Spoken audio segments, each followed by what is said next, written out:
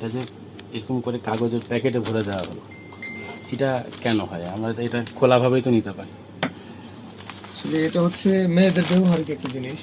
এটা অনেকে নিতে সংকোচ বোধ করে সরাসরি নিতে। যার কারণে এটা যদি এইভাবে দিই তাহলে আমাদের সেলসের একটা ব্যাপার আছে এবং অনেকে নিতে সংকোচ বোধটা করে না, স্বাচ্ছন্দ্যে নিতে পারে। আচ্ছা, মানে এই সংকোচ বোধটা কেন করে? এটা তো আমাদের প্রয়োজনীয় একটা জিনিস। এটা প্রয়োজনীয় জিনিস, কিন্তু সংকোচ মেয়েদের বোধ- ব্যবহৃত তো জানেন সবাই একটু লজ্জা বোধ করে, এটা লজ্জা সবারই আছে। তো এই ব্যাপারটা আর কি এড়ায় চলার জন্য হচ্ছে এটা ব্যবহার করা হয়, এই প্যাকেট করে দেওয়া হয়। প্যাকেট করে দেওয়া হয় যাতে সংকোচ বোধটা না হয় সকলের মধ্যে। আচ্ছা, ঠিক আছে, আপনি তো প্যাকেট খুলে দেন, আমি এটা খোলাভাবেই নিয়ে যাবো। হ্যাঁ, নিতে পারেন, কোনো সমস্যা নেই। ঠিক আছে, ঠিক আছে, থ্যাংক ইউ। যে ঘটনাটি দেখলেন এটা ঢাকা শহরের একটি ফার্মেসি।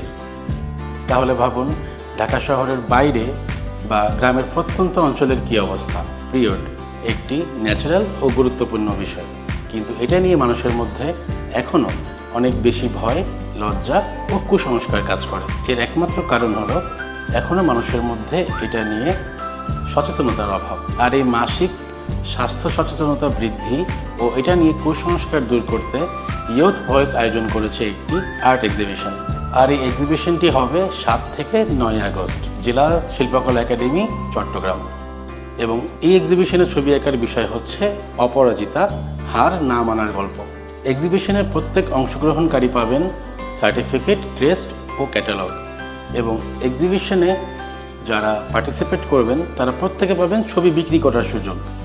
তাহলে আর দেরি কেন, আজকে রেজিস্ট্রেশন করে ফেলুন। এবং যারা রেজিস্ট্রেশন করার সময় আমার রেফারেন্স ইউজ করবেন তারা পাবেন বিশেষ ছাড়। রেজিস্ট্রেশনের লিঙ্ক ভিডিও ডিসক্রিপশনে দেওয়া থাকবে। তাহলে আর দেরি কেন, আজকে রেজিস্ট্রেশন করে ফেলুন। মনে রাখবেন, পিরিয়ড নিয়ে এই অসচেতনতা আমাদের মা বোনদের অনেক ঝুঁকিতে ফেলতে পারে, তাদেরকে ফেলতে পারে অনেক বিব্রত অবস্থায়। তাই আসুন আমরা নিজেরা সচেতন হই এবং অন্যদেরও সচেতন করি।